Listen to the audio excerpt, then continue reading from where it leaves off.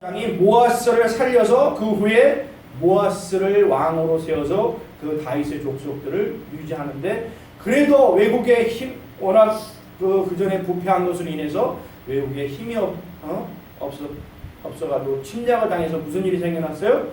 70년 동안 바벨론의 포로로 전 민족이, 북이스라엘은 이미 포로로 갔고 남유다까지도 바벨론의 포로로 가는 그 수모를 당하게 된다. 하나님이 배반함으로 인해서. 근데 바벨론 포로 생활 중에 또 어떤 사탄의 역사함이 일어났어요? 여러분 잘 아시는 에스더서에서 나오잖아. 에스더서에서 하만이라는 그 이방 족속이 나와서 이스라엘 백성 유대인들을 전부 씨를 말리려고 다 하잖아. 그러니까 모르드게가 그걸 알고서 그 에스더한테 너가 왕비가 된 것은 이때를 위함이 아니냐, 너희 민족을 구하라 그래가지고 하나님이 모르드게를 통해서 극적으로 또 이 에스더를 통해서 극적으로 완전히 상황을 반전시켜서 그 이방 민족 하만 민족들을 오히려 멸하고 이스라엘 민족들을 다 살게 하잖아요. 그 다음에 70년이 지난 다음에 하나님께서 드디어 메시아를 내기 위한 실질적인 일들을 하시는 게 뭐예요? 고레스 왕의 칙령으로 인해서 모든 이스라엘 백성 히브리인들은 이스라엘로 예루살렘으로 돌아가서 예루살렘 성전을 회복하라, 성전을 복구하라는 명을 내립니다. 뭐라고? 하나님이 고레스를 바사 페르시아의 왕으로 삼으시고, 고레스가 고백하기를 하나님께서 나에게 능력을 주셔서 복을 주셔서 모든 왕국의 왕이 되게 하시고 나로 인해서 이스라엘 백성들이 예루살렘으로 가서 성전을 다시 건축하라고 명하셨다. 그래서 내가 그동안 뺏어놨던 그 모든 금은보와 그 성전의 그 집기들과 잔과 모든 것까지 다 돌려줄 테니까 너희는 예루살렘으로 돌아가서 성전을 건축하라고 하란 말이야. 그래서 나온 얘기가 학개요, 스가랴서요, 말라기서가 거기서 나온 거랍니다. 그 다음에 이제 이스라엘이 다 본국으로 돌아오면서 주변의 나라는 메디에 바사, 그리스 시대를 지나고 또 거기서 또 여러 가지 배도한 모습들이 나오고 또 그 다음에 로마의 시대가 될 때 전 유럽과 중동이 로마의 지배에 있을 때 하나님께서 어떤 일을 하세요? 드디어 여자의 씨로, 여자의 후손으로 메시아를 낳는 일을 하신다. 그 장면이 오늘 본문 읽은 마리아가 잉태하는 장면이에요. 천사가 나타나서 지극히 높으신 권능이 너를 덮으시리니 성령으로 잉태할 것이다. 마리아가 뭐라 그래요? 아니, 저는 남자를 알지 못하는데 어떻게 제가 아이를 낳습니까? 하니까 이는 하나님이 너에게 아들을 주시리니 그 이름을 임마누엘이라 합니다. 하나님이 이 땅에 인간의 모습으로 오시는 그것을 천사가 설명해 주는 그 장면이 오늘 읽은 본문의 장면에 나옵니다. 그 로마 시대의 여자의 씨로서 예수 그리스도를 2000년 전에 딱 주시는데 그것을 또 방해하려는 사탄의 공작이 무슨 일이 일어나요? 헤롯 왕이 2살 이하짜리 남자 히브리 족속들은 싹 다 죽이라고 해요.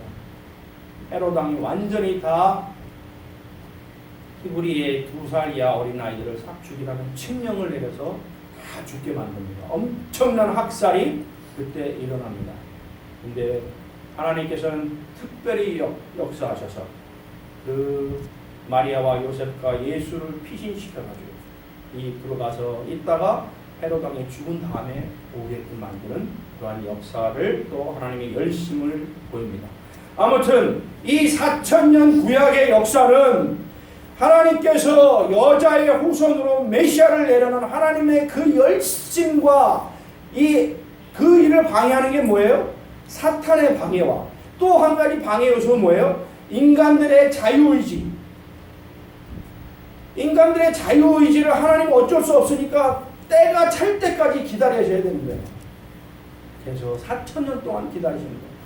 이 사탄 마귀의 역사와 인간의 자유의지 속에서 하나님의 열심을 이루시기 위해서 어렵고 힘든 과정 중에서 역사하셔서 4,000년 동안 기다려서 드디어 때가 참에 메시아를 주셨다 라는 그 말씀을 하는 겁니다. 그래서 이 인류의 모든 역사와 문화는 이 예수 그리스도를 기준으로 변화가 됩니다. 그래서 역사가 뭐예요? 히스토리라고 하잖아. 히스토리가 무슨 말이에요? 히즈 스토리. 히즈, 그의 이야기. 히가 누구예요? 예수 그리스도의 이야기란 말이에요. 그 다음에 예수 그리스도의 탄생으로부터 BC, AD의 그 기원이 나눠진다. BC는 before Christ. 예수 이전, 구약의 4,000년은 예수 이전의 before Christ고, 그 다음에 AD, 지금부터 예수님 이후로부터 2000년은 아노 도미니, Annual of God, 하나님의 시대, 예수 그리스도의 시대다. AD를 예수님으로부터 기준으로 삼아서 역사가 바뀌게 된다. 그리고 구약시대 때는 모든 이스라엘 백성들을 포함한 모든 믿는 자들이 하나님을 뭐라고 불렀어요? 하나님을 전능하신 야훼, 하나님, 창조주, 절대자, 뭐 이렇게밖에 부르지 못했어요. 예수님께서 하나님이 직접 인간의 몸을 입고 오셔서 하나님의 아들로서 됨으로써 우리를 구원하셔서 우리가 어떤 존재로 변했어요? 하나님의 자녀로 바뀌었잖아. 그래서 하나님에 대한 명칭이 어떻게 바뀌었어요? 아버지라고 부를 수 있는 존재로 우리의 존재가 예수님으로 인해서 바뀌게 되었다. 구약에 아무리 성경을 찾아봐도 아버지라고 칭하는 예가 거의 없다. 딱 한 번인가 있어요. 근데 예수님 오시고부터 우리는 신약에 보면은 280번이나 우리는 하나님을 아버지라고 부르는 말이 나옵니다. 그 역사를 예수님이 이루시는 것이다. 다른 종교에서는 이와 같은 역사가 없습니다. 그러면 왜 하나님께서는 여자의 후손으로 메시아를 내셨어야만 했는가? 그 말씀이 어떤 것인지를 제가 말씀을 드리겠습니다. 레위기 17장 11절에 보면 육체의 생명은 피에 있고 그 피가 제단에 뿌려져서 우리 혼을 위해서 속죄를 한다, 이런 말이 나와요. 레위기 17장 11절에 보면 육체의 생명은 피에 있음이라 내가 이 피를 너희에게 주어 제단에 뿌려 너희의 생명을 위하여서 속죄하게 하였나니 생명이 피에 있으므로 피가 죄를 속하느니라. 아담과 하와가 사탄 마귀의 게임을 당해서 죄를 졌잖아요. 근데 그 죄를 짐으로 인해서 우리가 죽게 됐단 말이에요. 근데 이 죄를 씻을 수 있는 방법은 피로 인해서밖에 씻을 수 없는 거예요. 그게 하나님의 법칙이에요. 근데 왜냐하면 이 생명이 피에 있기 때문에. 그래서 이 피가 필요하다. 근데 피는 순전한 피만이 그 죄를 속할 수 있는 것이 하나님의 섭리예요. 근데 구약시대 때는 어떻게 했어요? 그 사람들이 죄 때문에 죽게 되고 생명이 피에 있다는데 우리가 죽게 된 것은 우리 피에 뭔가 문제가 있다는 거잖아요. 피에 죄가 있어서 우리가 죽게 됐기 때문에 이 피에 무슨 문제가 있기 때문에 그것을 해결하려고 하는데 하나님께서는 일시 방편적인 방법으로 동물의 피를 대신해서 죽이는 어떤 예표를 보여주셨단 말이에요. 임시 방편적으로 동물을 죽여서 송아지나 염소나 뭐 이런 동물을 죽여서 그 피를 인간을 대신해서 피를 흘림으로써 제단에 드리면 한정적으로 일시적으로 너희가 이 죄를 지은 것에 한해서는 내가 그 죄를 사한 것으로 하겠다라는 그 어떤 방법을 하나를 알려주셨단 말이에요. 그래서 레위인들 통해서 그 제사 예식을 구약 4,000년 동안 행한 거예요. 생명은 피에 있고 그 죄를 속하기 위해서는 피를 내야 되는데 인간이 죽을 수 없으니까 동물의 피를 대신 동물을 죽여서 피를 내서 제사를 지냈던 것이 구약 4,000년의 역사란 말이에요. 근데 히브리서 10장 4절에 보면 뭐라고 나오냐면 이는 황소와 염소의 피가 능히 죄를 없이 하지 못한다. 황소와 염소의 피는 잠깐 대신 임시로 죄를 그때그때 해결하는 것으로 주신 방법이지만 우리 인간의 그 영원한 죄는 이 염소와 황소의 피로는 절대 완전히 없앨 수는 없다라는 것이 여기 히브리서 말씀에 나옵니다. 황소와 염소의 피가 능히 죄를 없이 하지 못한다. 그래서 하나님께서는 이 인간의 죄를 영원히 사할 순전한 피, 아담의 죄가 이어나오지 않는 그 순전한 피를 우리에게 주시기 위해서 4,000년 동안 노력하신 거예요. 누구를 통해서? 여자의 후손으로 그 피를 만드시기 위해서. 그래서 이 피에 문제가 있는데 이 피에 문제가 있어서 우리가 죽게 되는데 우리가 살려면 이 무제한 피가 필요한데 인류 중에는 지금 73억의 인구가 있지만 단 한 명도 순전한 피, 죄 없는 피를 가진 자는 아무도 없다는 거야. 그래서 이 인류 중에는 인류의 죄를 대속할 자가 아무도 없는 거야. 그리고 이 온 천하 중에서 그러면 천사의 피로서 우리가 죄를 속할 수 있다? 천사는 영적인 존재이기 때문에 피가 없습니다. 천사의 피로 우리가 해결할 수 있는 방법도 없고 인류의 어떤 사람으로도 우리의 인간의 죄를 대속할 수 없다. 딱 한 가지 방법은 하나님께서 직접 인간의 몸으로 오셔서 이 무제한 피를 흘려주셔야지만 우리의 인간의 죄를 속할 수 있다는 것이 하나님의 섭리입니다. 그래서 구약 4,000년의 이 모든 역사는 하나님께서 무제한 피를 얻게 하기 위한 하나님의 열심의 역사다. 근데 구약시대에 보면 그 이사야서에 보면 그 여러 왕들이 나옵니다. 여러 왕 중에서 또 하나님께서 너희 외국에서 막 침공할 때 너희 조선 중에서 메시아가 날 것이라는 약속을 주셨음에도 불구하고 막 외국이 침공할 때 바람에 나무 잎사귀가 떠는 것처럼 벌벌 떠는 왕들에게 그들을 안심시키기 위해서 하나님이 주신 말씀이 있어요. 이사야서 7장 14절에 보면 주께서 친히 징조를 너에게 주신 것이라 보라 처녀가 잉타하여 아들을 낳을 것이요 그의 이름을 임마누엘이라 하리라. 이 왕들이 너무 멸망할까봐 벌벌 떠니까 하나님께서 이사야 선지자를 통해서 주신 약속의 말씀이 뭐냐?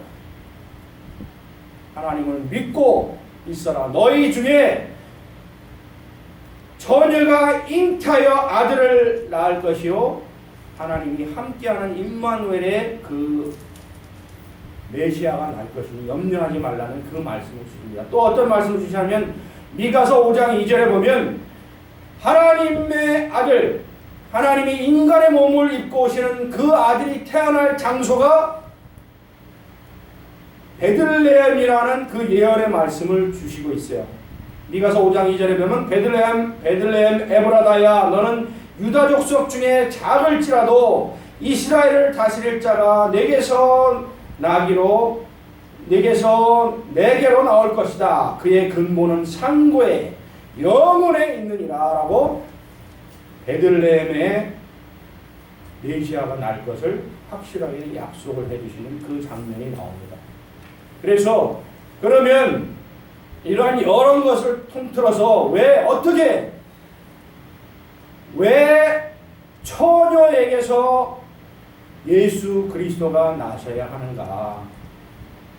그 말씀을 잠깐 하고 마치려 합니다. 모든 인간들은 아담의 후손으로 아담의 씨로서 태어나게 돼 있습니다. 지금도 아담의 씨로서 태어나고 있습니다. 마태복음 아까 읽은 마태복음의 1장에 보면 누가 누구를 낳고 쭉 나오잖아요. 모두 다 남자가 남자를 낳고 남자가 남자를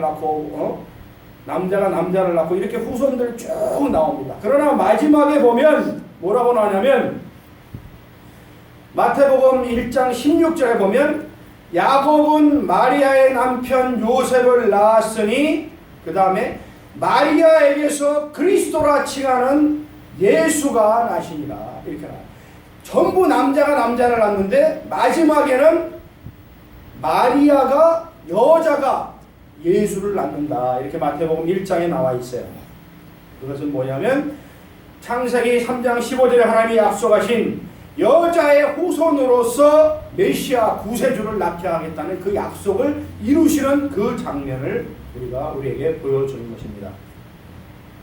근데 아까 읽었듯이 오늘 본문에서 읽었듯이 누가복음 1장 26절부터 38절에 보면 마리아에게 천사가 나타나서 너는 은총을 입은 자다. 거룩하고 큰 은혜가 너에게 임하니라. 그래서 너희로부터 아들 예수가 나올 것이다. 그러니까 마리아가 저는 남자를 알지 못하는데 어찌하여 저에게서 아이를 낳겠습니까? 하니까 그 천사가 이는 하나님의 아들이다 라는 임마누엘이라는 하나님이 우리와 함께 계시다. 하나님이 인간의 몸을 입고 이 세상에 태어나시는 것이다 라는 것을 예언의 말씀을 주신 것이 바로 오늘 본문의 말씀이십니다. 그래서 이 기독교의 핵심은 처녀 탄생, 순수한 죄 없는 하나님의 씨앗으로 우리 하나님이 인간의 몸을 입고 나오신 그것이 바로 이 처녀 탄생의 교리가 우리 기독교의 핵심 교리다. 그로 인해서 우리에게 주신 하나님의 아들 성령 권능에 덮으신 이런 모든 것이 그 하나님의 은혜로서 이루어진다는 것을 우리가 깨달아야 됩니다. 그 광경을 볼 때 그 마리아의 남편 된 요셉은 어떻게 됐어요? 요셉에게도 천사가 나타나서 하나님의 아들이 태어날 것을 예언하고 마리아 데려오기를 꺼려하지 말라. 마리아를 데려와서 보호하라는 그 명령을 또 주시는 모습이 마태복음에 나옵니다. 그래서 어떻게 그러면 우리가 그런 질문을 할 수 있어요. 그러면 마리아의 몸속에서 태어났으면 그럼 마리아의 피를 받을 것 아닙니까? 그럼 마리아의 피를 받았으면 마리아도 인간인데 그러면 모든 아담의 피로서 이어지는 인간의 피를 받는 것 아닙니까? 이런 질문을 할 수도 있어요. 그러나 하나님은 신비하게 인간을 만들어 놓으셨어요. 그래서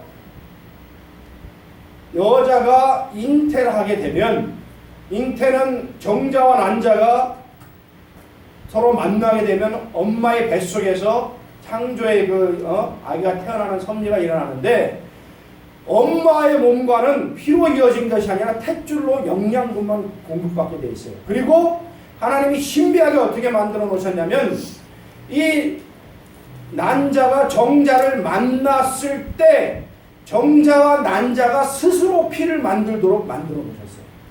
그러니까 마리아 여자의 몸이지만 마리아로부터 피를 받는 것이 아니고 정자와 난자가 결합했을 때 스스로 피를 만들어서 인간을 만들도록 그런 오묘한 섭리로 인간을 만드셨단 말이에요. 근데 마리아에게 들어간 씨는 뭐예요? 아담의 후손의 씨도 아니고 인간의 씨가 아니잖아. 무슨 씨예요? 성령의 씨, 하나님의 씨란 말이에요. 하나님의 씨가 마리아의 난자에 들어가서 한 인간을 만든 거예요. 하나님께서 성령으로 잉태해서 성령의 씨, 하나님의 씨가 난자와 결합해서 거기서부터 피를 만든다. 그러니까 이 피가 어떤 피예요? 인간의 죄된 피하고는 전혀 없는 무죄한 피, 성령의 피, 거룩한 피, 아주 깨끗한 피가 거기서 만들어진 것이다. 무죄한 피, 무한 피, 깨끗한 피로서만 이 죄 있는 피를 속죄할 수 있다는 하나님의 섭리를 여기서 보여주신 것이다.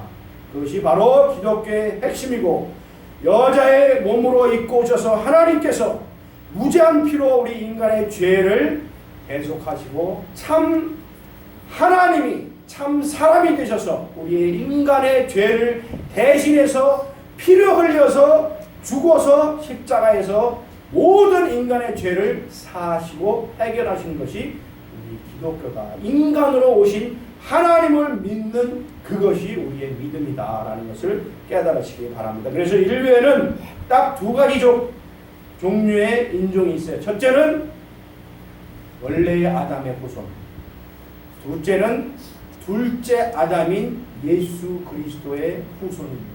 우리는 둘째 아담인 예수 그리스도의 후손입니다. 어떻게? 예수님의 무죄한 피로서 우리의 모든 죄를 씻은 그러한 존재다. 우리는 그것을 깨달으시기 바랍니다. 그래서 예수님이 뭐라 그랬어요? 사람들이 하나님을 보여달라. 내가 하나님의 아들이라 그러니까 하나님을 보여달라 그랬잖아요. 그러니까 예수님이 뭐라 그랬어요? 너희가 나를 보았으면 하나님을 본 것이다. 그 말씀하셨어요. 그리고 온 천하에 예수 그리스도 외에는 구원자가 없다는 말씀을 우리에게 주신 것입니다. 그래서 이 구약의 4000년의 역사는 하나님께서 이 마리아의 몸으로서 인간이 돼서 오시는 그 무죄한 피를 얻기 위한 하나님의 열심, 인간의 자유의지와 사탄의 방해를 뚫고서 하나님의 역사를 이루기 위한 그 열심을 보인 것이, 무죄한 피를 얻기 위한 그 역사가 구약 4000년의 역사다라는 것을 여러분 깨달으시기 바랍니다. 결론적으로 보면 마태복음 1장 23절에 보라 처녀가 잉태하여 아들을 낳을 것이요 그의 이름을 임마누엘이라 하리라 하셨으니 이는 번역한즉 하나님이 우리와 함께 계시다 함이라. 즉 하나님이 인간의 몸을 입고 오신 예수 그리스도를 우리는 믿는 것이다. 그런데 세상 사람들은, 많은 사람들이 지금 사기를 당하고 있어요. 요즘 불교나 유교, 이슬람교, 힌두교 여러 종교가 있지만 특히 기독교를 모방한 종교 중에서도 많은 사기를 당하고 있다고. 하나님의 교회라는 옛날 이름은 안상홍 증인회, 그 교세가 엄청나게 수십만 명이라고 하더라고요. 해외까지도 있고 완전히 사기당하고 있는 거야. 또 신천지 거기도 완전히 지금 10만 명이 넘었다고 하더라고. 다 사기당하고 있는 것입니다. 그 다음에 베레아교, 통일교, 그 다음에 이초석이 그 교회, 뭐 이런 여러 가지 이단 사이비 종교들이 우리나라에도 30개가 넘씩 있단 말이에요. 그 많은 사람들이, 세상 사람들이 그 이단 사이비에 사기를 당하고 있는데 수십만 명이 지금 거기에 휩쓸려가지고 다니고 있는데 예수님은 어떤 분이에요? 수십만 명이 아니라 전 세계에 수십억 명이 믿고 있는 거란 말이에요. 그러면 수십억 명이 믿고 있는 예수님이 만일 거짓말이라면 우리는 가장 불쌍한 자고 예수님은 전 인류와 전 역사 중에 희대의 사기꾼이 되는 거예요. 수십억의 사기를 당하는 거예요. 그렇지 않으면 이 예수님은 진정한 메시아라는 것을 우리가 깨달을 수 있습니다. 이 수십만 명 믿는 그 신천지나 이초석이나 베레아나 안성이 하나님교회나 뭐 통일교나 이런 것들은 다 사기꾼들이지만 이 전 인류의 수십억의 인구가 믿는 이 예수님은 진정으로 인간으로 오신 하나님이시다. 진정으로 메시아다. 우리는 예수 그리스도를 통하지 않고는 구원받을 수 없다. 순전한 순고한 피, 성결의 피는 예수 그리스도밖에 없다. 라는 그 믿음을 여러분들 굳게 간직하시기 바랍니다. 예수 그리스도는 인간의 몸으로 오신 하나님이시고 참 하나님과 동시에 참 사람이시다. 이 믿음을 굳게 지켜서 여러분의 믿음이 흔들리지 않고 사기꾼한테 끌려가지 말고 이 예수님이 참 하나님이라는 이 믿음을 가지고 승리하시는 여러분 되시기를 주님의 이름으로 축원합니다. 기도하겠습니다.